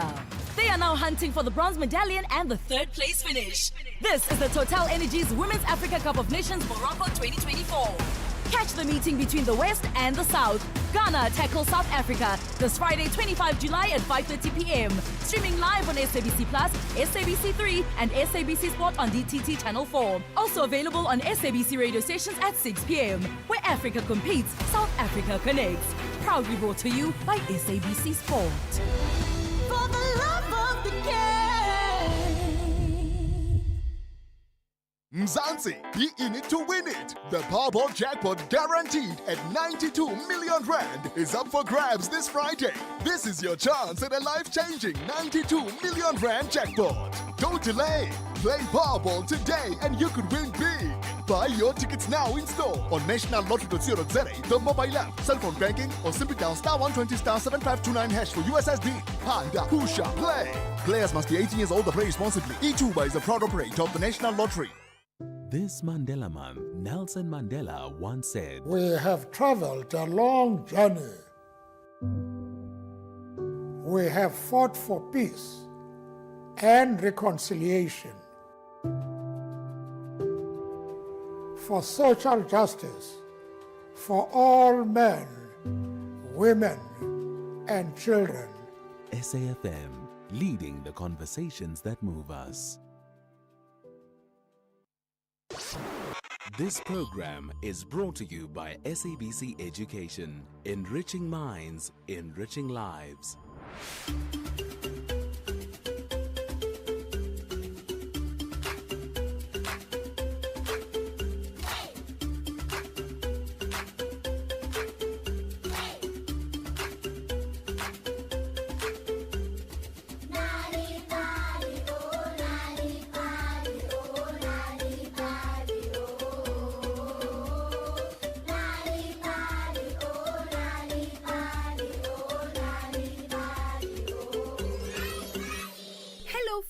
and welcome to Nali Bali, your special storytelling corner. It's a beautiful Friday afternoon, the perfect time to sit back, relax, and enjoy a great story.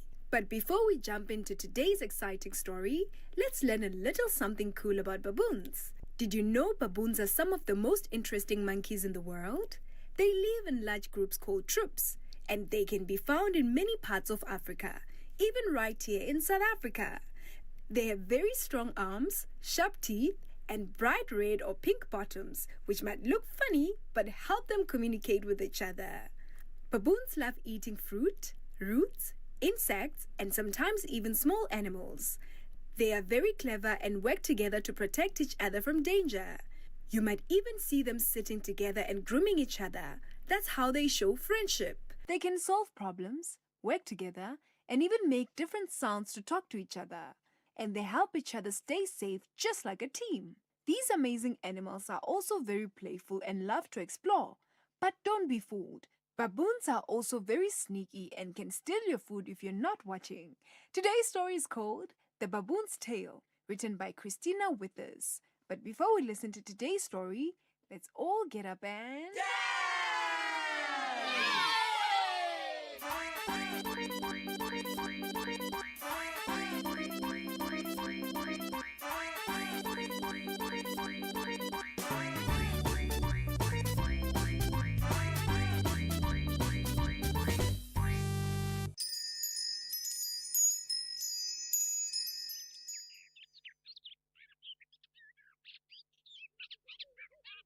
Wongani was a baby baboon. He sat in the shade of a big African marula tree. Wongani looked up slowly from the spot where he had been resting. He wondered where his friends had gone. He got up and decided to go and look for the other baby baboons.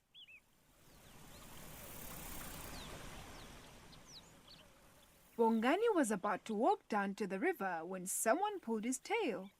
Ow, ow, ow, ow, ouch! Yelled Bongani. He looked around to see what had pulled his tail. It was his mother. She was very angry and shouted at the top of her voice. Hi, Bongani, pick up your tail at once. Baboons never walk with their tails dragging on the ground. Then she held Bongani's tail up off the ground while he tried to wriggle out of her strong grip. Stop wriggling, Bongani. If I let you go, you will fall in the dust. Now please listen to me and lift your tail when you walk. She repeated more gently. Wongani was always getting into trouble for walking with his tail dragging behind him. Baboons have long tails, and they hold them up proudly, just high enough to keep them off the ground. Well, I don't like my tail. It's always getting in the way. Mumbled Bongani as he walked away. Bongani had tried to carry his tail in many ways. He tried throwing his tail over his shoulder, but it kept falling off. Then he tried to wear it around his neck like a scarf, but his tail seemed to have a mind of its own and always flopped down onto the ground. One day, Wongani had a plan. Aha! I've got it. I am going to roll my tail around and around like a curled-up sausage, he said. Then he sat in the mud and tried to stick his muddy sausage tail to his back like a pig's tail. All the other baboons laughed and laughed at this sausage tail. Bongani ran to the river and quickly washed the mud off. He found a large flat rock to sit on and laid his tail out to dry. That didn't work either. He sighed. While Bongani waited for his tail to dry, a family of warthogs trotted past. They were on their way to the river for a drink of water.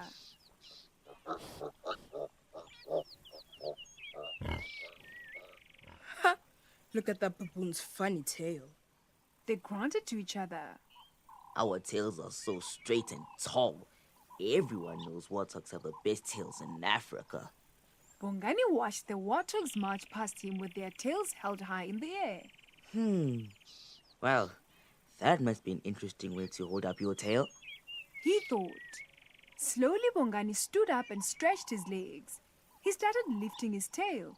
Higher and higher it went until it stood tall and straight behind him. It took a lot of concentration, but at last, his tail was standing up just like the warthog's tails. He started walking back to his family under the giant African marula tree. Bongani looked at his shadow. He felt so proud. His tail was special. It stood up, pointing to the sky. Ooh, yes.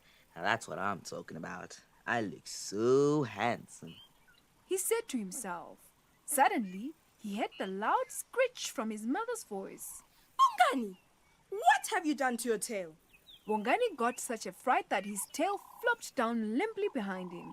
He was so embarrassed. Bongani heard his cousins laugh behind the marula tree.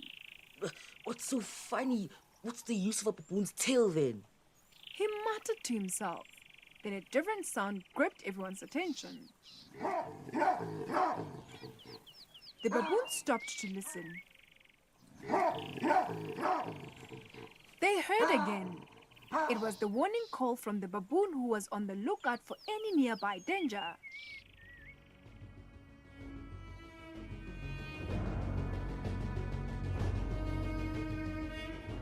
Bongani's mother picked him up and threw him onto her back. All the other mother baboons did the same. The baby baboons grabbed their mother's tails and then tucked themselves under their mother's tummies. There were shrieks as the mother baboons leapt across rocks and ran to a safe place at the top of the hill. Bongani clung on tightly.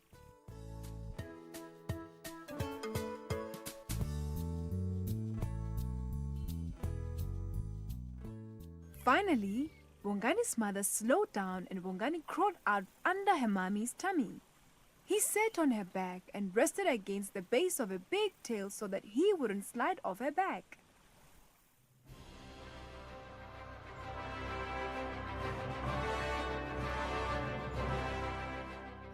His mother looked around to make sure that Bongani was safe. Oh, that was so scary, but we are safe now, she said, gently nudging him. Bongani sighed and said, Oh well. Now I know what baboons' tails are for and why we hold them up, Mother. He sat still and looked out over the hills with his mother. He felt safe and glad to be a baboon with a fine long tail.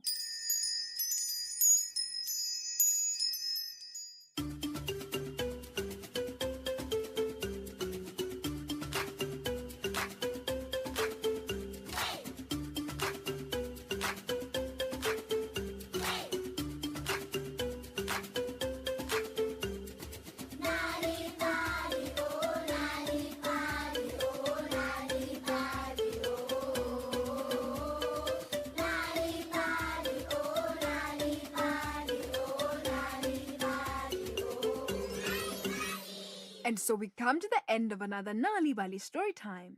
Today's story was called The Baboon's Tale, written by Christina Withers.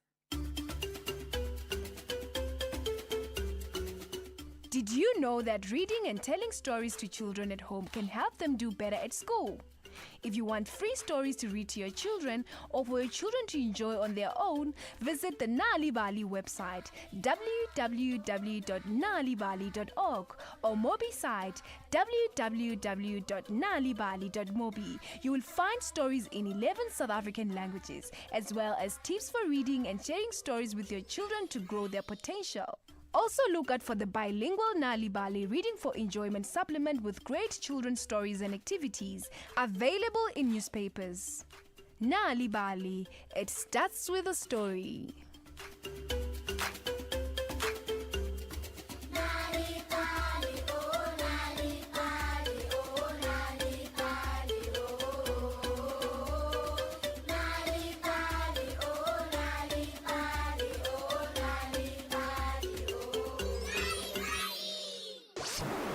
This program was brought to you by SABC Education, enriching minds, enriching lives.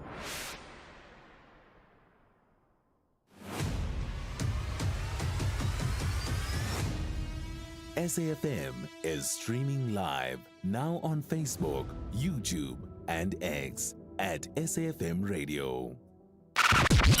Bertha Charuma on SAFM. Okay, now that we are done with the kids, Nali Bali, let's take a look at some of the books you ought to consider reading. And it is the Full Circle Book Club. And I've got Sewela Langeni, co-founder of Book Circle Capital, author of Friends with Feelings, to help us figure out maybe some of the books that are not necessarily on our radar that you may ought to want to or maybe consider reading. Sewela, good to have you. Thanks for having me, Bertha. Hello. Hello. So we're taking a look at some of the books that you feel maybe one would consider reading. We've got Rosina's Dream. And why did you choose Rosina's Dream? It's actually, I love that you just had Nali Bali. So it's written by Olerato Trok, who's the current director at Nali Bali. So she's a well-known children's book author. So this is her latest book on Merosina Sidibani Mudiba. So I chose it because it's new, plus her story of Merosina is still not as well known as it should be. And maybe if you could just give us a slight synopsis just to taste and tantalize us so that, you know, we're enticed to actually pick up the book. No problem. So Rosina's Dream is targeted at younger. It's a chapter book, so maybe readers between the ages of 8 and 12. Merosina Sidibani Mudiba is an athlete who was racing in the 1970s. She was the first black woman to win a gold medal for the 1,500 meter during the multi-racial provincial championships, which were held in Pretoria in 1977. She was recognized a few years ago by then Minister of Sports and Recreation, Fikile Mbalula, given her a green jacket for what she did then. So it's one of those stories, Bertha, which are only coming to life now based on our history. People like Merosina, against the odds, were able to stand out and go after their dreams, even under the challenges of apartheid. So Lorato has written a book before about her, but this one is targeted at younger minds. I think just to encourage kids around going after their dreams, even against the odds, because she was born in Atteridgeville. She was inspired by cow herders and what they'd have to do to chase the animals in the fields. And she said, she chased the rabbits all around, and that's how she knew and fell in love with running. So she's a record-breaking athlete that, we need to know about as South Africans. And then the second book, Led by Shepherds by Jeffrey Rakabe. Yes. Led by Shepherds is a memoir by a young man called Jeffrey Rakabe. I've had the honor of interviewing him about this book at the Kingsmead Book Fair. So this book is his personal story, but touching on issues around masculinity, because he profiles this issue of initiation, especially in the Limpopo context, because that's where he grew up, and what young men are taught in spaces like that. Those issues are kept sacred, and we're often told, nobody who's been there who's never been there should know. But Jeffrey is just saying, should we not be questioning what's being taught there to young men, especially looking at how, our rate of gender-based violence, our rate of how, masculinity is often social, connected to violence, connected to ill-treating of women. So he tells his story, being a young man growing up from Limpopo, coming to Pretoria for his studies, and then having this issue of initiation hovering over him and how he relates to women. This must have been something, when you start writing about something so sacred, the reception, I can only imagine. Yes, I mean, I was privileged to attend an event at Jacana, who are his publisher, where he actually got quite emotional talking about this, and even to a point of fearing for his life, because apparently he was told that this is something that he should not write about. It actually reminded me of the story of Nakani, who also did a book about initiation, but in the isiXhosa context, and where there were opinions which were varied in the community around, should we be talking about this, should we not? So he does talk about how he was not sure, he's still not sure, but his convictions around the violence, superseded his doubts around writing about this.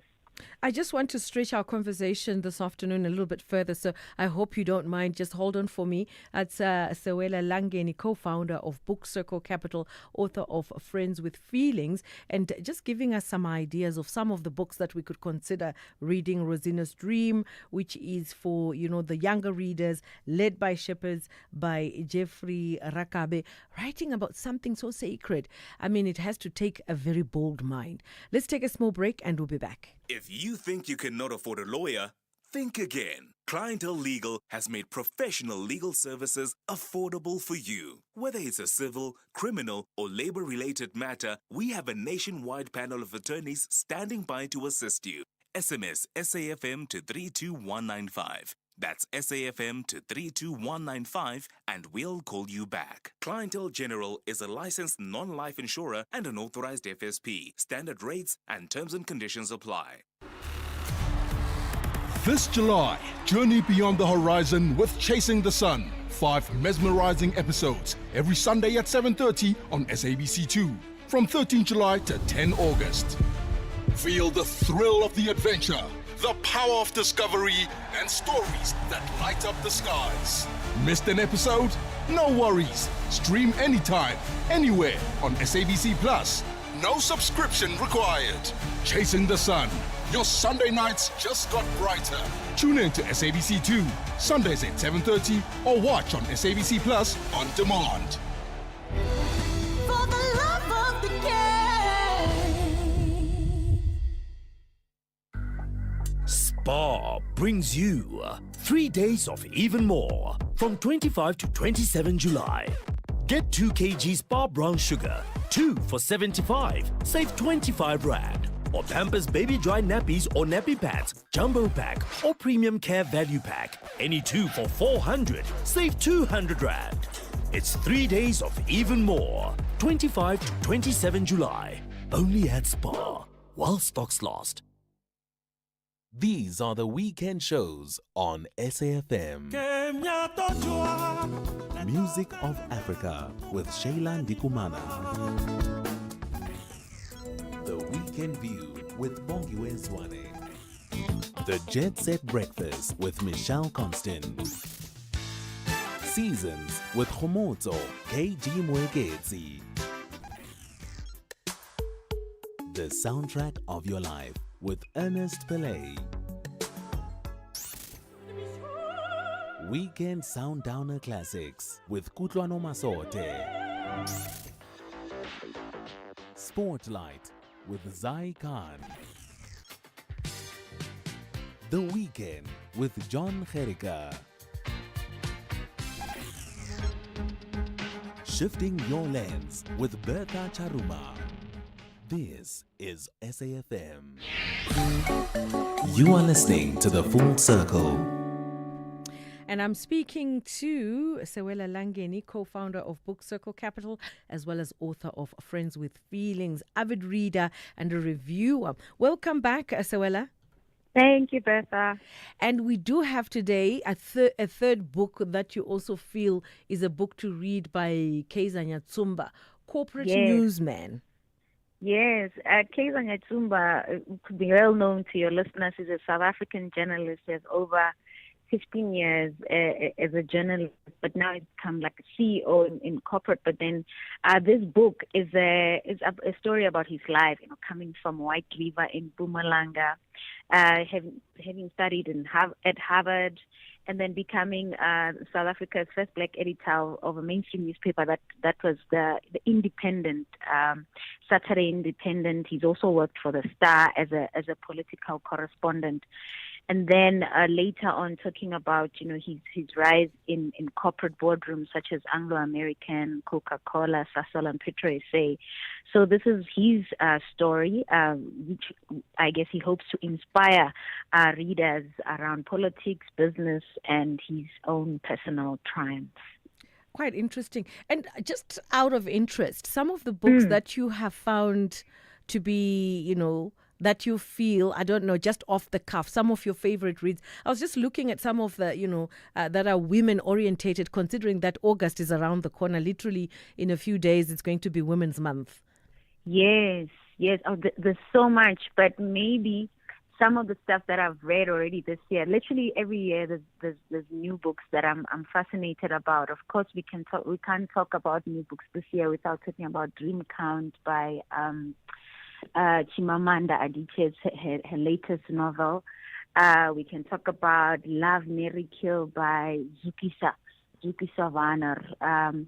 Maybe another book which is not by a woman but maybe worth a read, Ntate Morabo Morojele, who unfortunately passed away earlier this year. I think it's a book that people will definitely enjoy. And I'm just thinking, Jakana did a book about Lydia earlier this year. It's also, on this theme of women maybe that were written out of struggle, because as we know, the liberation struggle often highlights mostly what men did. So Lydia Komape, also known as Mam Lydia Kompe, her story was written this year, which I think is definitely worth reading, especially if we're looking at Women's Month. And then Mavesta Smith, A Rare Gift of the Struggle, also everyday politics and liberation. That I think is a book that we could be excited about. And maybe a last one, Together Apart is a graphic novel that's targeted at younger readers. It's done by Dr. Kolisa Kuzula and Dr. Atambile Masola. They show the history of apartheid, especially through the lens of women, but with images, which I think would be exciting for teachers, would be exciting for librarians, just for this conversation that often maybe our kids may not know much about. That's Sewela Langeni chatting to us, and thank you for making time. Have yourself a great weekend ahead. Co-founder of Book Circle Capital, author of Friends with Feelings. So some of the suggestions, and maybe you also have any books that you'd like to suggest, you can always send your, it could be a voice note, but preferably when you're sending books, I think it's a text would be more appropriate, so that, we can encourage others to read some of the books that you've read as listeners, so that we do this together. But otherwise, for this Friday, I have to say it's been a great Friday on the Full Circle, and to my team, the drivers of the desk, and also to my content producers, it's been fantastic. Let's do this again sometime soon. Ashraf Godar is up next with the National Pulse and talking about all things interesting in our country. Sama Jobe, hey, taking us up to top of the hour.